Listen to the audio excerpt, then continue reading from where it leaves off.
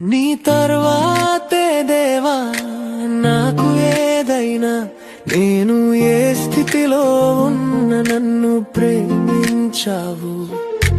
నీలాంటి ప్రేమను ఇలాలోని చూడలేదయ్యా.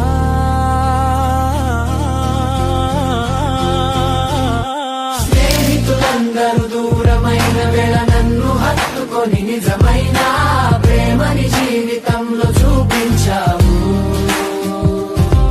నా రోజువారీ ప్రయాణంలో తోడుగా ఉండి సాతాను పెట్టి కీడుల నుండి తప్పించి నాకు విజయమనిచ్చావు.